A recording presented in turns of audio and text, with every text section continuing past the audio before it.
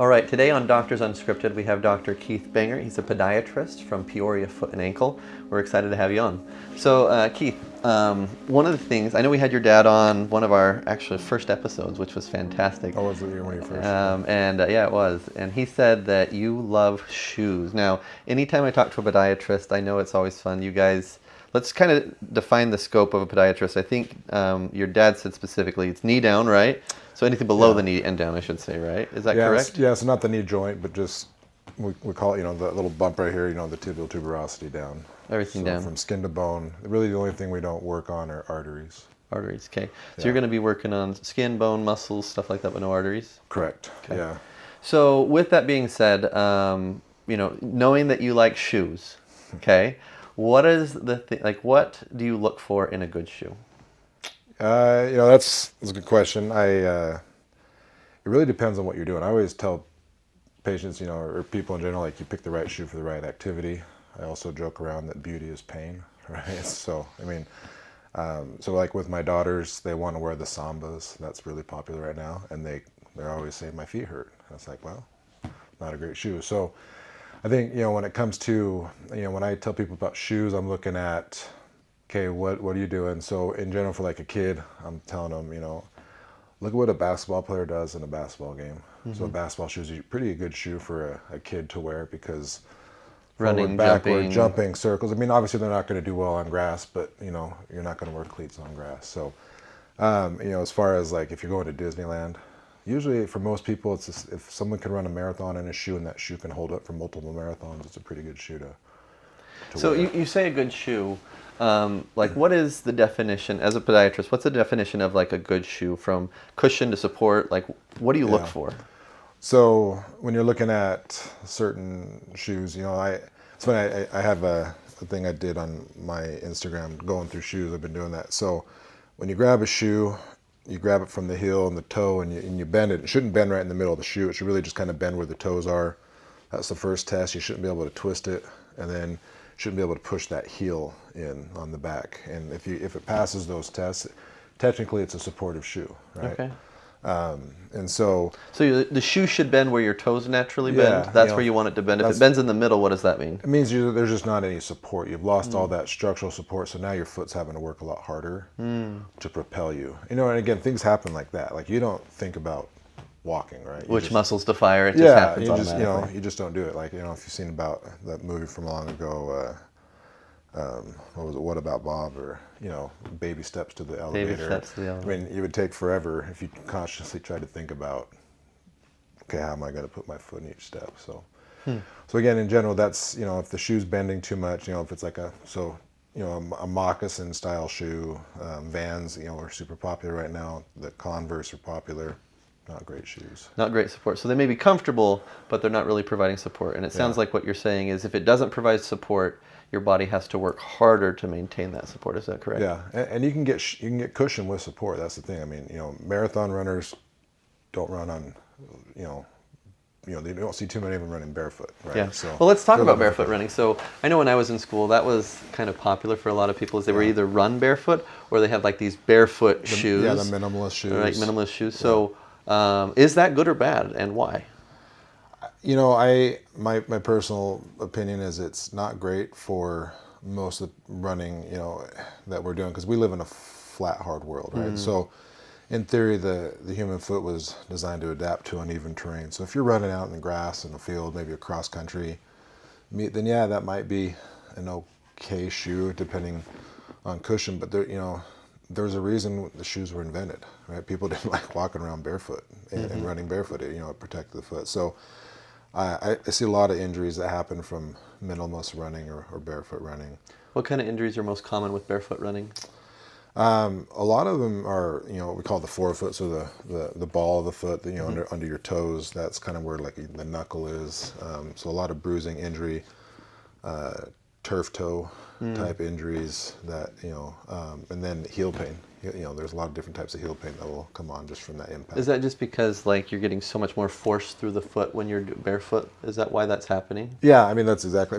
Imagine, even if you're in shoes right now, you go out in your parking lot and sprint, and then take your shoes off and sprint.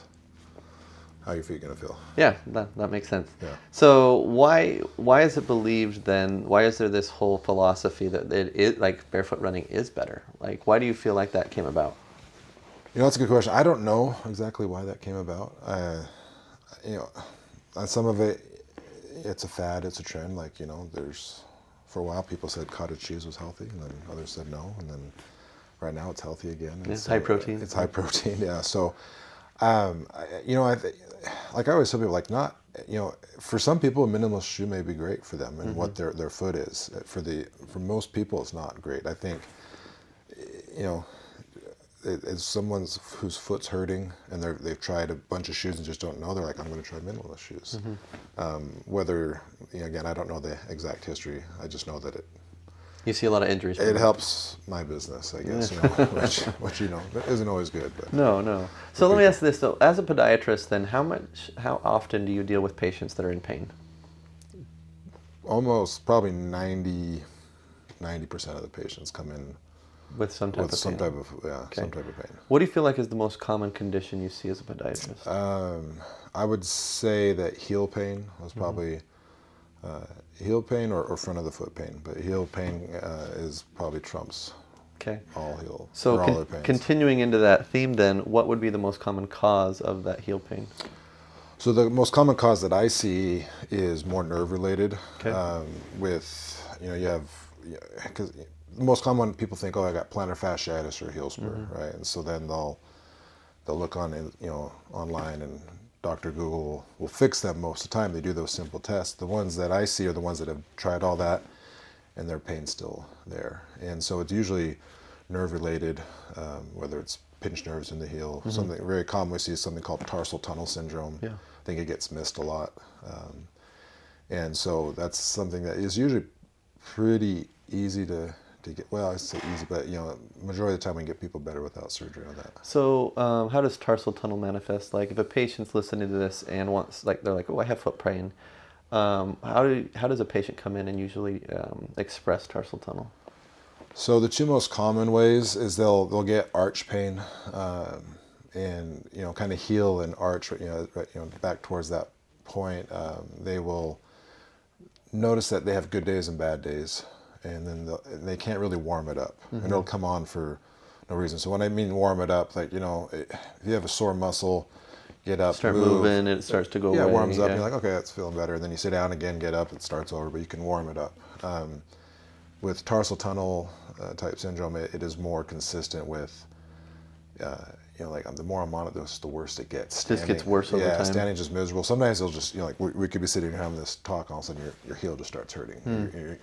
The other area that'll present or show up is people think they have an Achilles tendon that's hurt because they feel pain behind their ankle, and it'll kind of sometimes start to radiate up the back of their leg, and that is oftentimes bad. So tarsal tunnel, most common in what type of population?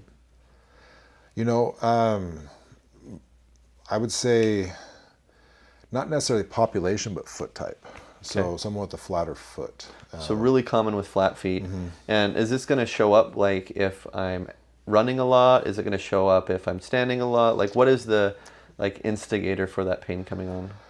It's not necessarily. Or what causes tarsal tunnel? I think, tarsal tunnel is just too much motion through the foot. And so again, we talked about shoes and controlling the foot. So someone with a flatter foot tends to have too much motion. And so it puts a lot of stress and strain on that nerve, which is the main nerve for the bottom of the foot. That's in the tarsal tunnel there, called your tibial nerve. And so what'll happen is it's kind of, I always say it's a straw that broke the camel's back scenario. It just kind of starts slowly, and then they just have this day where all of a sudden it's like, it just started hurting. And it can be pretty uncomfortable. Sometimes you can't put any weight on it. Wow. So it's usually a multitude of events of just bad mechanics in the foot that lead that. There are the outliers of, okay, someone developed a ganglion cyst, or they, had an extra muscle or tendon, which you'll see, and they're sometimes in surgery, where it took a long time to get to that point. So again, I think I learned this from your dad.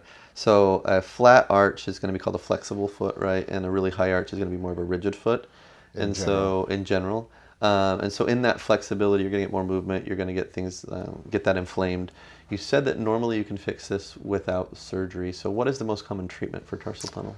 So the most common treatment we'll try to do is, number one, people come in to see us because they hurt, Yeah. right? They like, my foot hurts, and they just want to get better. So the fastest way is usually we'll do some type of a nerve block, which lets us know, number one, It's diagnostic. it's diagnostic, and then we'll usually put something in there, a little bit of steroid or something, just to kind of extinguish that fire. And usually they're like, yep, that helped, I'm feeling better. And so once we get the pain under control, then we address the why, of getting the foot better. So, almost always someone's wearing a Skechers style shoe, or a very unsupportive loafer, or it's Arizona. It's it's sandals, flip flops, that type of thing. So then by getting them some support for the foot, generally it doesn't come back? In general, yeah, as long as they're consistent wearing it. And that support usually is, is an arch support or an orthotic. Orthotic or something like that. So what do you think of the type of orthotics you can get at the store? Like you got Dr. Scholl's, like Are You Gelling? They did a big commercial and campaign on that. Do those really work, and are they helpful? And for who would they be helpful for, if any? So, not to disparage Dr. Scholl's, but Dr. Scholl's are terrible for the foot. Like I always tell people, they don't hurt you, but it's a comfort orthotic instead of a supportive orthotic. Yeah, even though they have that stand where you get on, okay, this is your foot type, but and they'll spend a bunch of money, and they're like, yeah, it didn't really help. I mean, so you see that patients that try it aren't really seeing the results? They never help them. I should say almost never. And so patients that come see you, that's not helping. Yeah, in general. So I never recommend them, just because they don't help. So there are several good brands of over-the-counter orthotics out there. Orange, that's just what they're called. Orange is a good one. Orange is a good one. Superfeet is a big brand. Not all the Superfeet are good, but I would probably say Orange, Power Step are not too bad, and then some of the Spanko, but more the ones that they kind of sell to doctors. Gotcha. So you can get an over-the-counter that's good, that can give you some arch support, can actually provide what you need for your foot. But then the other option, like you talked about, is custom orthotic, right? Correct. So who needs a custom orthotic versus an over-the-counter? So almost everybody. That needs an orthotic probably needs a custom. Could benefit from a custom. Yeah, that would benefit. And so I always, like if you're coming in to see me today, and like we've never talked and your foot hurts, and you've never worn an orthotic, once we get your pain under control, because that's the thing with like a lot of the nerve pain in the heel or like tarsal tunnel, you put someone in orthotic immediately and it hurts because you got something pressing against that sore spot. And so we have to get the pain calmed down. As we get that calmed down, then I'll say, hey, I'm going to start, I call them training wheels for your feet. And so we get them used to having something pushing up in the arch. Kind of like braces on your teeth. Sort of, yeah, exactly. And so that, by that point, after a couple months, they're used to having that. And, if insurances aren't covering it, they're more willing to, like, okay, these are helping me, and then a custom pair are definitely going to help. Gotcha. So do you, like braces, do you do graduated steps of like, someone has a lot of need for arch support, start them small and then build up, or do you just kind of go straight to the right amount of support that they need? So yeah, again, depending on the, I'll go right to an over-the-counter initially, and then we'll go to the custom one. So over-the-counter, if that's helping and you feel like you can get more out of it, next step would be a custom, and that's really going to be built for your foot to get you the most benefit. Is that right? Correct. Okay, great. And so with orthotics, can anybody benefit, or is it more towards a certain type of person? Like, do runners, are they going to need that more commonly than people that are less active, or is this just generally if you're having foot and ankle pain, then maybe consider an orthotic? Yeah, that's a good question. I think in general, so obviously, so in my world, 100% of the people I see, or 90% of the people I see have foot pain, right? So in my world, lots of people have foot pain. In the general population, it's probably not that much. So for runners, I think a lot probably need something more than they realize, especially if they're dealing with shin splints or recurrent injuries, that keep happening, whether it's tendons down in the foot and ankle that bother them. Then usually it's from poor mechanics, and sometimes those poor mechanics can be changing the shoe a bit and just getting a little bit of support in the arch. Yeah. But there are those that have never had an ounce of foot pain their entire lives, and they don't need them, right? So yeah, I'm asking all these questions about orthotics because I actually grew up with orthotics. So I had orthotics since I was a kid, and then grew up had a Me too. had a flat foot, or as they say, or a flexible foot. Did not have arches at all. Better now. I can actually. I worked a lot on the like intrinsic muscles of the foot. Try to strengthen those so I can hold an arch now.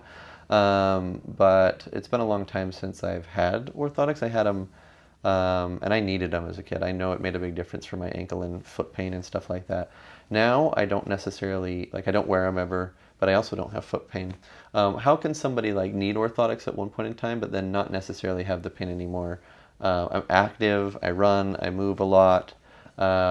And don't have that orthotic. So what would be a reason why somebody may need them at one point of their life and not later?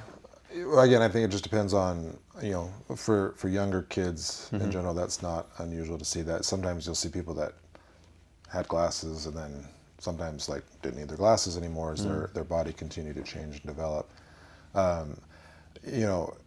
I rarely, outside of, putting, like, the only time I'll put kids in an orthotic is number one, if they come in with heel pain, which is it's not tarsal tunnel syndrome, it's a growth plate thing. Or if someone has a bunion, like a juvenile bunion, or their feet are just super flat, it's almost preventative. And, and sometimes it can help, like you talked about the intrinsic muscles, right? Those are those inside muscles. So if you can strengthen those, that can improve your walking later on. And again, a lot of it's just genetics too. That's the thing we don't have a hand in. Yeah, we don't know what hand we're dealt. Yeah, like my dad always says, we have to interview our parents before we choose them. Which is a very, if you know him, that's a Dan Bangart. Yeah, that definitely sounds like Dan. Yeah. So let me ask you this. So as a podiatrist, do you find yourself looking at people's feet more often? I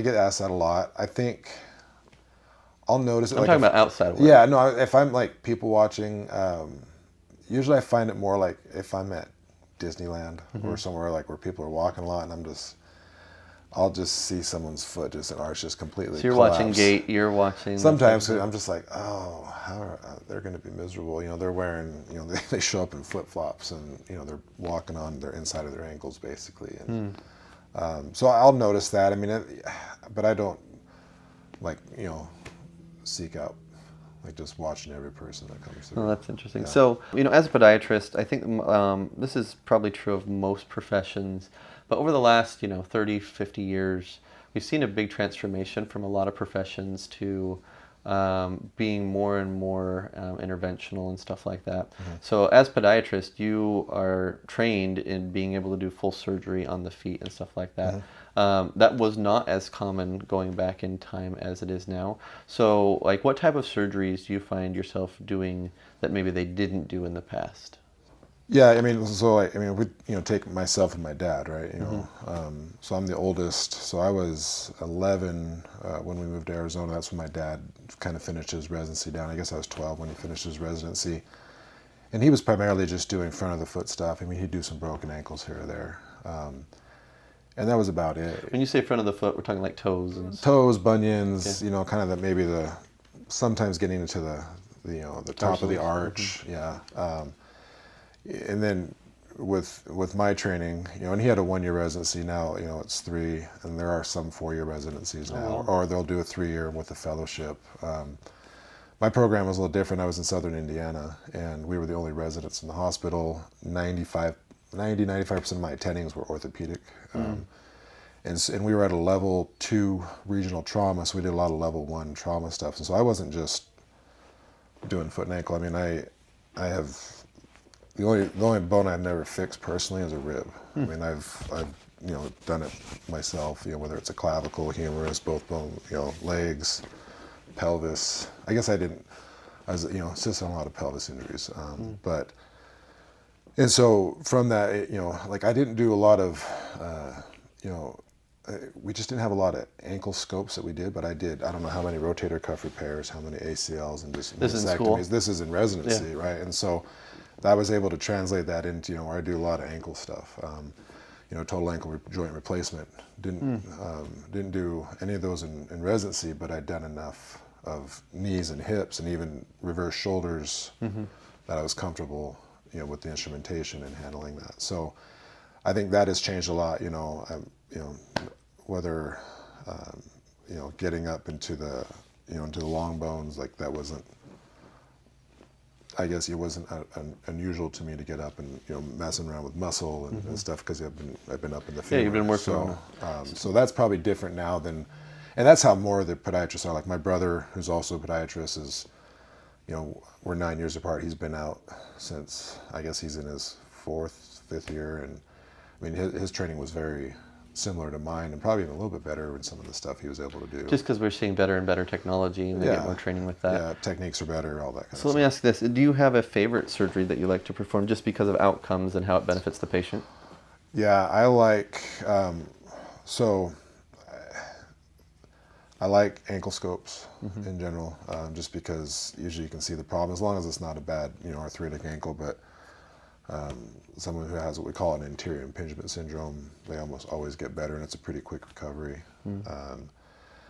Tarsal tunnel surgery is pretty effective on certain ones where as soon as I'm in there, like, okay, they're going to get better as soon as I see that.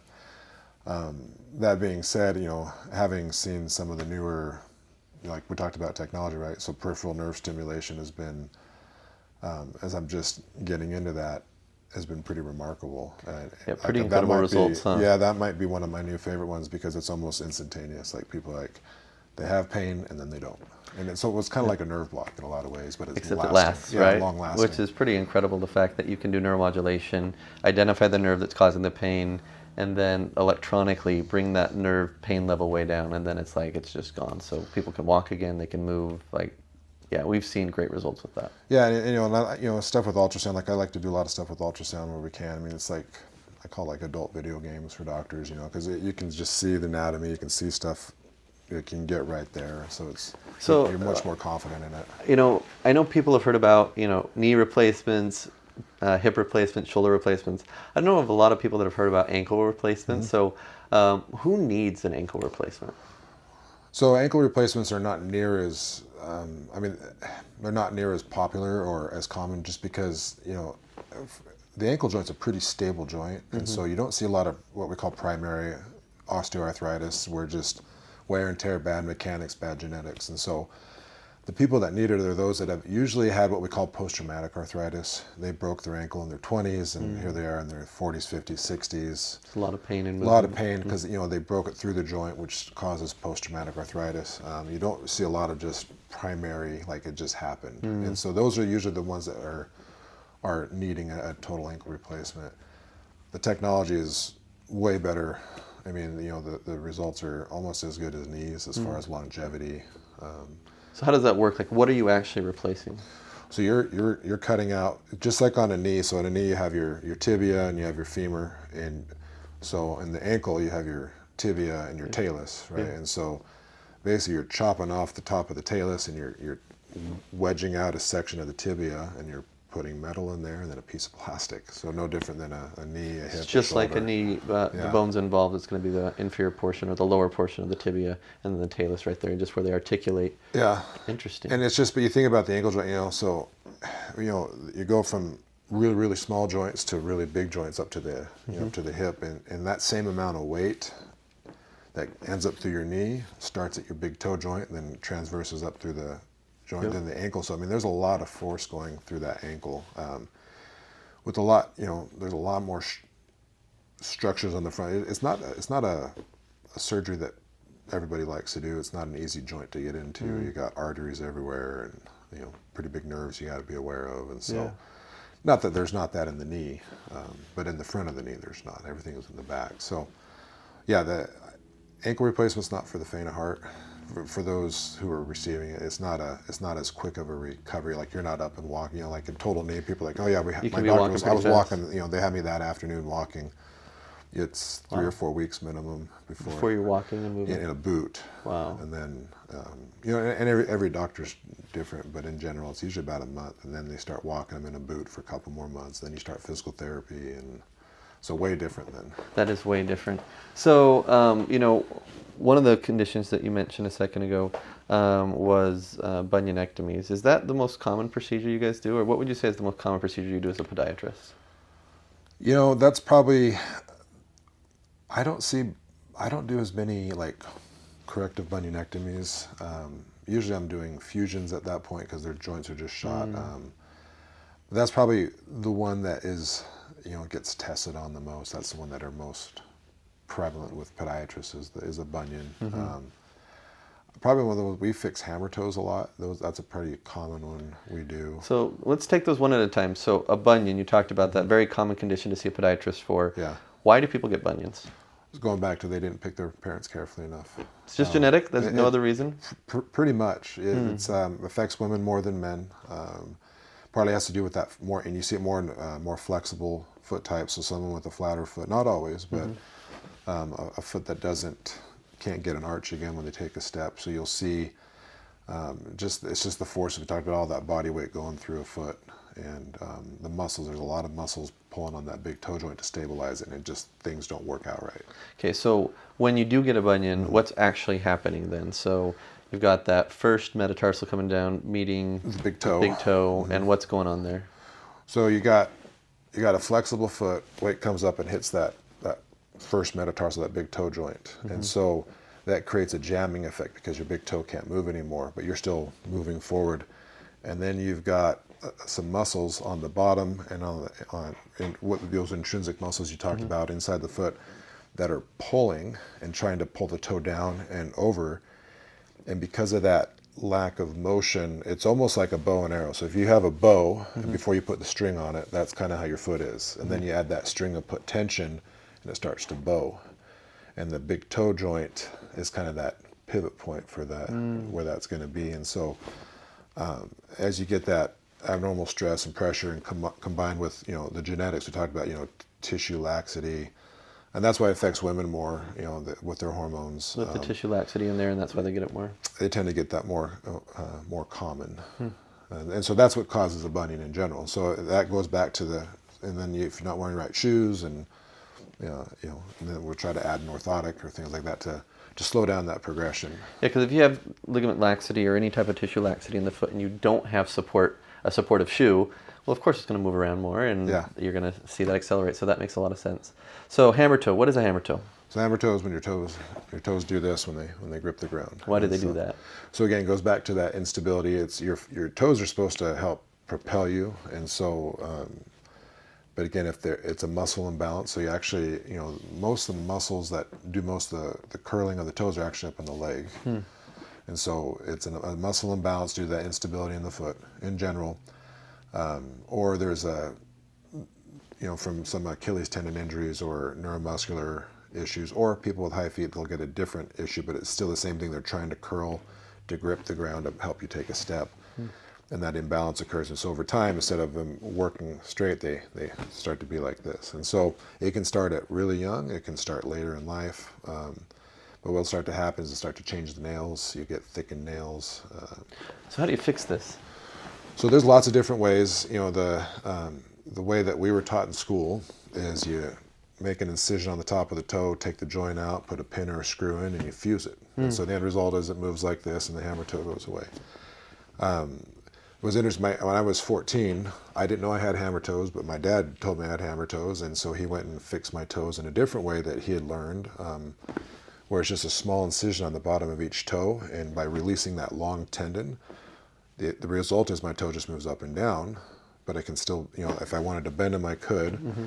It's not fused. It's not fused, but they move like this. I walked out with Band-Aids on, no stitches. Wow. I wasn't happy with them because it was during basketball, and so I couldn't run or jump for a few weeks, but so that's the way we try to fix them now, because it's a much less invasive procedure, faster recovery. And if you can take a toe and straighten it out, why are we destroying the joint? Yeah, why destroy it and fuse it? That makes a lot of sense. So I mean, there are times where that is the correct procedure to do if that toe is stuck and you can't move it. But those toe surgery is not fun. I mean, your toes are swollen for months and months, especially when you take bone out. The other way is pretty quick. I mean, wow. It's a 5-minute procedure. That's fantastic. Yeah. Okay, so speaking with the podiatrist, we see so many patients that have diabetic neuropathy. Yeah. Would love to talk about this. I mean, you guys see a lot of patients with diabetic neuropathy. What are some of the most common complications of why somebody with diabetic neuropathy would see a podiatrist? So number one is Probably an ulceration, so they get a wound on their toe or foot or somewhere because they can't feel. So that's so part of diabetic neuropathy is always pain. It's just they lose feeling, and so whether they developed a blister and didn't know it, next thing they know they're like, oh, my foot's bleeding, and and then they see their doctor. Their doctor sends them into us. So that's one form of diabetic neuropathy. That's the one that you hear about the horror stories where someone loses a Amputation of a toe or part of the because foot it gets or leg. infected, and from that infection they wait too long, and then it Yep. has to be amputated. Yeah, it gets into the bone, and then diabetes affects their immune system. They don't fight infection, or Don't recover. they don't recover as well. So the other type of neuropathy is the painful neuropathy, where pins and needles, burning, shooting pains, worse at night. Yeah. And so that's usually brought on by just poor control or longevity. They've been diabetic for decades. So what are you trying to do with these patients to help them? So I'm not a big fan of of some of the Band-Aid medications, the gabapentins, the pregabalins, Lyricas, because most people it doesn't work for very long. It makes them feel terrible. I'm a big proponent. I mean, the human body is amazing. If you can get them to understand what's going on, if they catch it soon enough, and they learn, okay, I've got diabetes. It is what it is. I can potentially reverse it if I start to change how I eat, the nutrition that I give myself, Absolutely. exercise. Then you can start to reverse that. In the meantime, with the mitochondria of a cell is the generator of a cell, and there's a lot of mitochondrial dysfunction in with neuropathy in the nerve cell, and so a lot of that has to do with vitamin deficiencies. Vitamins B1, B6, B12, alpha lipoic acid, and so in the right combinations. And as long as the vitamins made well, we've had good success getting patients to at least slow down their pain, and sometimes and reverse it a bit, catching it just by doing vitamins. It's not a quick fix, but that's one way. But I think if you don't educate anybody, it doesn't matter what you can. They can take everything they want, but if they keep those same habits, they're not getting better. Yeah, I think that nutrition is so important in healthcare. It's oftentimes forgotten. If you have pain, you probably have inflammation that's causing that pain, at least at some point in your body. There's a lot of stuff we can do to control inflammation in our bodies, whether that's diet, exercise, water. There's all these things that we can do that really affect the chemistry of our body. And I think a lot of times we completely neglect that. Now, thankfully, we do have miracles of modern medicine where we have different types of medicines that can affect that, but oftentimes we're going to that as a first result instead of a last result. And if we could start moving, drink more water, get proper nutrition and stuff like that, we can see a lot of changes. So I 100% agree that that's a good outcome. But with diabetic neuropathy, one of the things that we see, especially when they have painful diabetic neuropathy, where there's that burning, tingling, shooting pins and needles types pain in their feet, you say, hey, what you need to do is you need to go on walks. Well, this person's not going to go on walks. No. It hurts too bad, right? Yeah. And so what happens is that, let's say they're a type 2 diabetic, they need to maybe lose some weight, control their blood sugar better, but it hurts terribly to walk at all. Yep. That's not a great combination. And so, that's where we saw, we were talking about peripheral nerve stimulation. We've seen spinal cord stimulation work really, really well for that, where essentially you're saying if we can massively decrease the amount of pain, and when I say massively, I mean 50% or greater decrease that pain to where you're not experiencing that, patients can get moving again, they can start to be active, and then in that, the hope being that they can get that blood sugar really under control, they can get their diabetes under control, and over time, they're not having any of that pain that they were experiencing before. So there's really great technologies out there that can help assist with this. What has your experience been with patients that have tried spinal cord stimulation? So I don't have a single patient. That's just the patients that I've had. Well, that's not true. I guess I've had one now where, but in general, high 90% where it's the best thing they ever did. As far as, and I've seen them sometimes where they're waiting, they had the trial, and they're like, this is the first time I've slept. And that's one thing I think gets missed too with the diabetic neuropathy. I mentioned it happens at night. Yeah. Well, they can't sleep. So now they get sleep deprived, and they're fatigued all the time, which can add to pain, and it can add to we've all been tired at times. We're like, if I don't sleep right now, I'm going to die. Yep. I think you feel like that, right? And so I think, they're able to sleep, which helps the body recover, regenerate, and heal. And so, it has been, and I tell patients all the time, like I've had a lot of surgeries on me. I had a lot of injuries in high school. I've had some genetic stuff. I mean, I've had in the I'm over 30 on my operations on me. Wow, it's a lot. And I'll say that just so patients like, this is probably, having seen the results and, talking with you guys, this is probably something I would try in a heartbeat if I was experiencing that type of pain, that debilitating type pain. So I Yeah. think it's been pretty remarkable on what it's going to do and continue to do as it gets better. It's definitely a place that we've loved collaborating on patients because, with that technology, one of the best parts is you get to test drive it kind of before you Yeah. see if it's going to work. You get to see if it's going to work before you commit to it.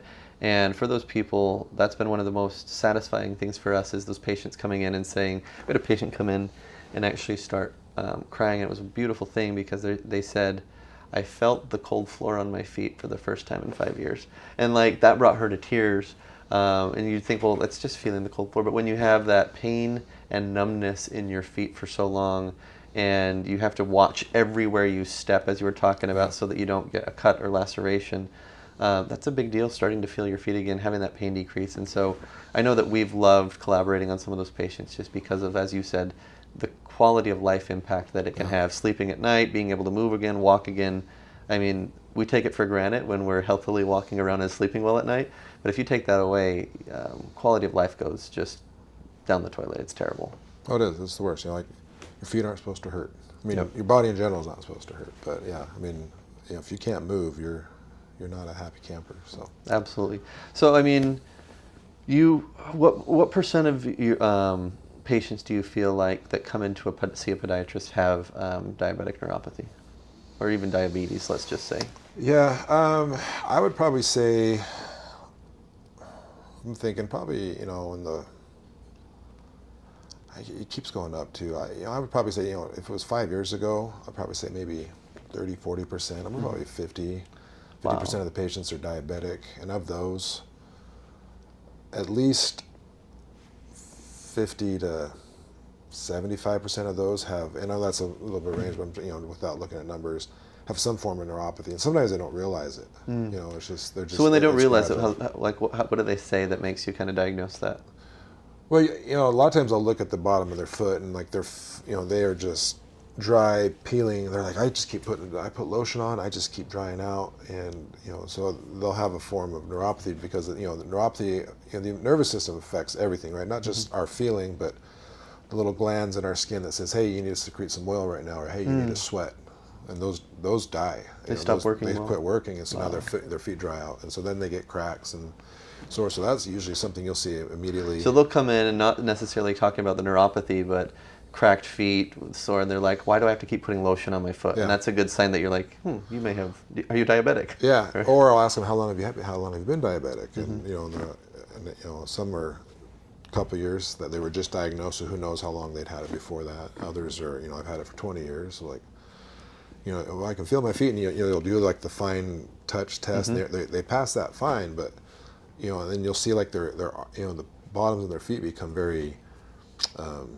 skinny, like so they get muscle atrophy as well. And so even just the fine motor muscles in the arch of the foot start to shrink. Wow. And so you'll see that as well. So the bottom of the foot will start, fat pad kind of goes away, musculature goes away. That's a big sign of it. Cracked feet that doesn't go away with, you're trying your best to take care of it, that doesn't go away. Correct. That may be a sign of it. And then of course the most common, which is either the numbness or the pain. Correct. And those ones are the more easy ones to talk about Yeah. because it's evident. So like, I think the research shows, and I could be misquoting this wrong completely, but I believe 1 in 5 people that have diabetes don't know that they have some form of diabetes, which is startling. So yeah, like I think people are like, well, how do they don't know they're diabetic? It's actually quite common in the research that people don't know that they were pre-diabetic and they crossed the line into diabetes, or they're seeing these symptoms and don't realize that they're connected to their diabetes. Maybe they know they're diabetic, but they don't realize what's going on with their foot is part of that, right? So when they do have the cracked feet and they're putting on lotion, what do you usually recommend to try to help those patients? So it depends on most of the time. So if it's a guy, right, we're not great at putting lotion on our feet in general, that's right? true. So this guy, like, well, you got to start trying every day. Try after you shower. Just start with some of the like whether it's Cetaphil, Eucerin. Everybody loves Aquaphor. Aquaphor is just very greasy. Yeah. I've found that beef tallow, going back to more natural, Interesting. beef tallow is much more effective than some of these, even some of these other lotions, because it's natural. It doesn't have a lot of. I think that's all the rage right now in putting it on faces in Hollywood. So I'm Is not that what it surprised. is? Yeah, Oh, it's like the big deal right now So I is don't with beef tallow. I don't watch. You know, and my wife turned me on to it, and I did a little bit of reading. I mean, that's what they did. Long time ago. A long time ago. It was beef tallow, right? So that does help, you know, and it tends to absorb much more quickly. But then there are those that don't respond to that stuff, so we'll try prescription strength lotions. A lot of them now are over the counter. They can be a little bit more pricey, but sometimes they're not even, you know, they're, you know, might be $40 for a good bottle, and insurance will, you know, at the pharmacy will charge you $100. Oh my right? goodness. So, but you know, so ureas, the different strengths of ureas, ammonium lactate. These are other Those are all important lotions things to look at. Yeah, that can help with that dry skin. So generally speaking, people that should see a podiatrist is anybody that's having any type of pain from the knee down, but also not just pain. It's the cracked feet and itching, the different type of deformity of the foot that maybe it's not necessarily painful, but it's causing your gait to change. Like those would all be good reasons to come see a podiatrist and at least understand what's going on. Yeah, I think for sure. You know, and then you know sometimes you know with some of the female athletes in general. We're going back to orthotics really quick. You know, there was one of the labs that we use is called Soul Supports, and they're based out of Tennessee. And the guy, and he kind of started to think outside the box and how the foot was made and how the foot works in general, and completely different than how everybody was taught in school.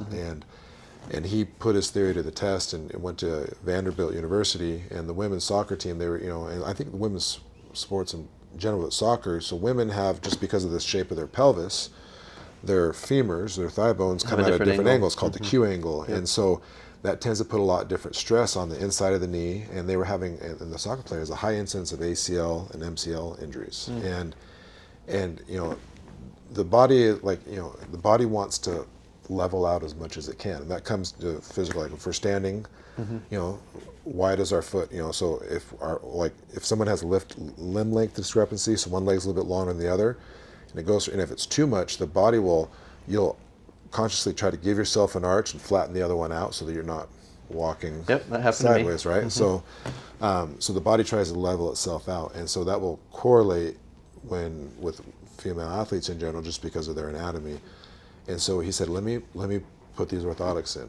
And over, I don't know how many years it was, 1 or 2 years, maybe a little bit longer, it's been a while since I looked at it. But basically, their ACL injuries were 2 or 3 a season to no ACL injuries. Wow. And these are non-contact injuries, right? Yeah. So which most ACL injuries are. And so that just had to do with getting their foot to work more appropriately, as it should, translated all the way up through the knee. Yeah, I mean, like through the hip. it's absorbing all of that pressure through the foot. If it doesn't do that job, the knee's going to take the pressure. So yeah, and then that the makes back, sense. and then even up. I mean, people have, you know, and I don't tell everybody, like I've had people who had neck pain, who their neck pain went away from just improving how they walked. Right now, It's all connected. it is for whatever reason. It's not common, but it is all connected. Yeah, so I mean, you know, if you come in to see me because your neck hurts, we can try orthotics. I'm going to say it's Probably the best first thing to send to someone else. But yeah, so.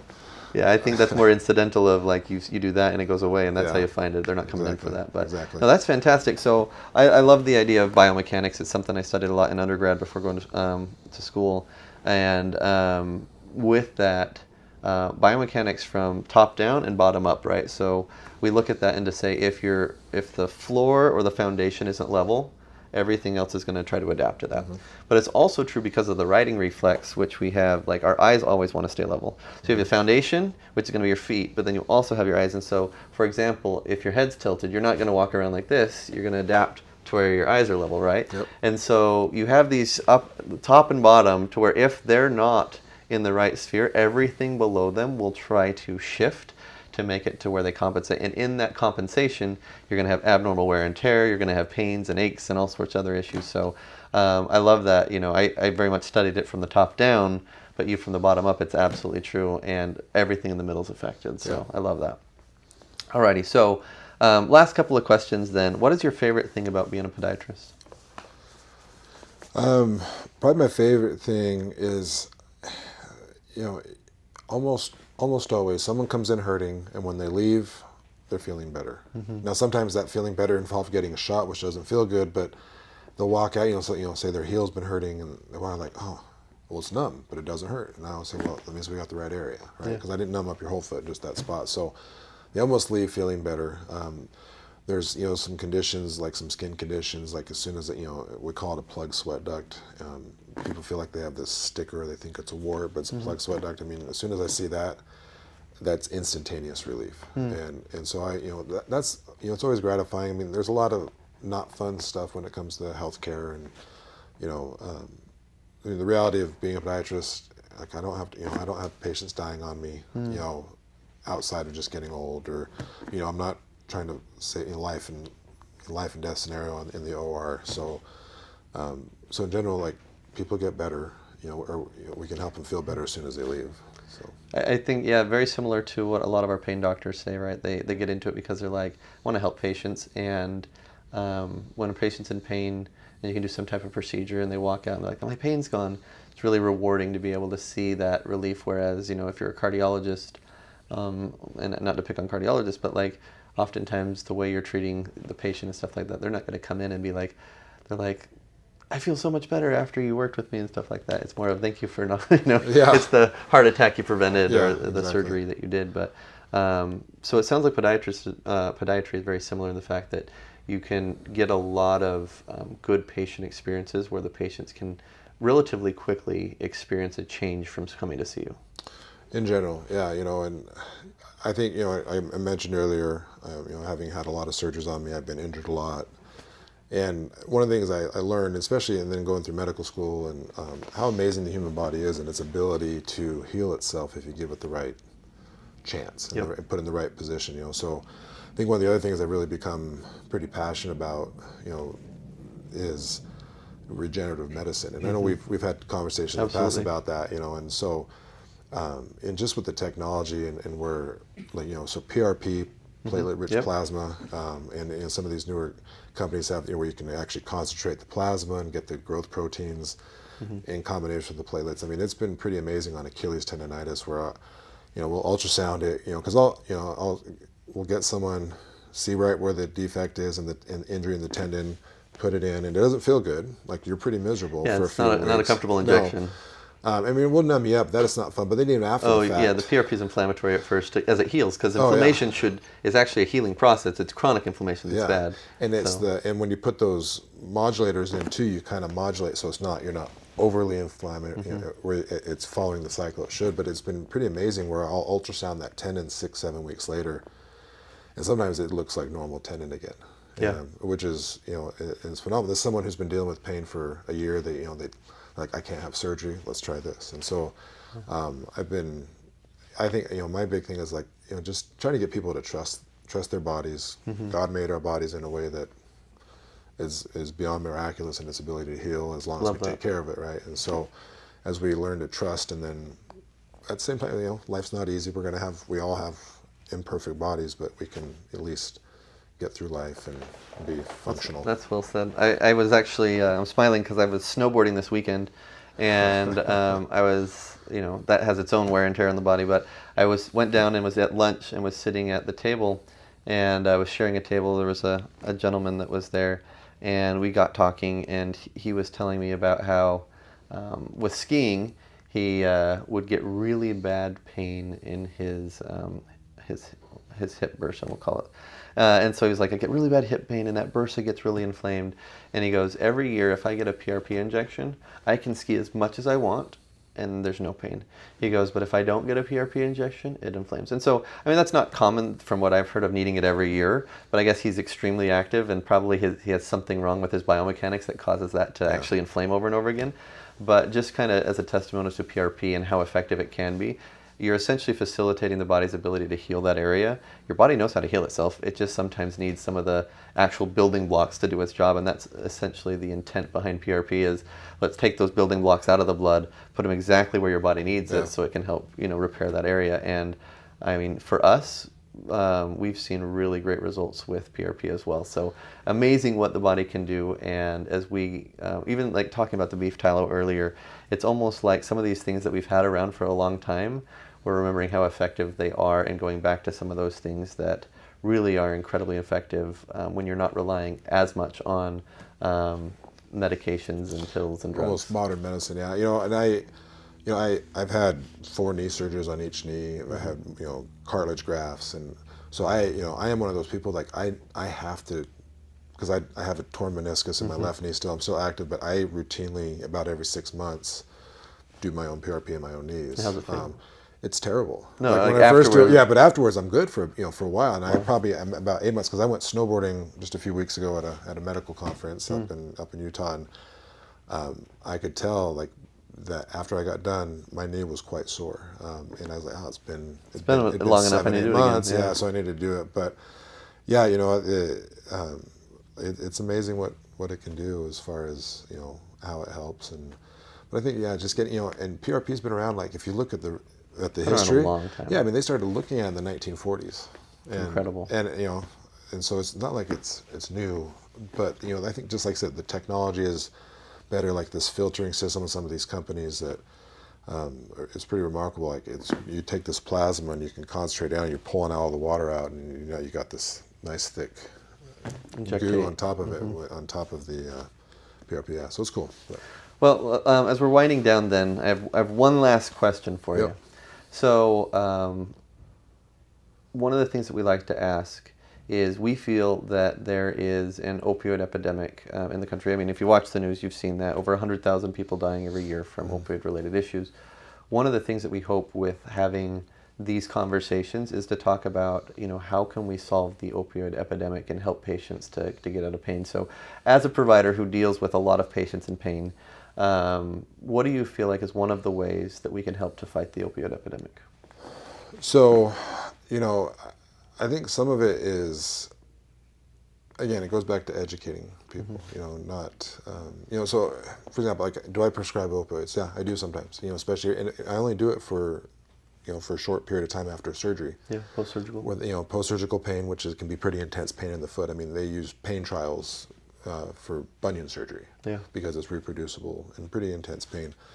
But I think educating people that they're, again, going back to that trust thing, in general, there are ways to get your body to heal that don't require swallowing a pill, right? And so, and that theory of, no pain, no gain. I mean, sometimes you have to do therapy and manipulation and things, but learning to trust your body, in general, you'll get better again. Now, I mean, even like a lot of back pain, right, isn't just, because I think that's where the majority of the opioid epidemic came, is from low back pain, and a lot of that is all due to just poor mechanics that we're talking about, right? So if your core muscles aren't strengthened, and everybody just wants, we're in this, instant gratification society, I think, which is part of it. So, as just educating people, like, trust your body. If you can give your body a few weeks, you've been dealing with this pain for 6 months or a year, a few more weeks, and we can start getting you through that without getting you hooked on something that...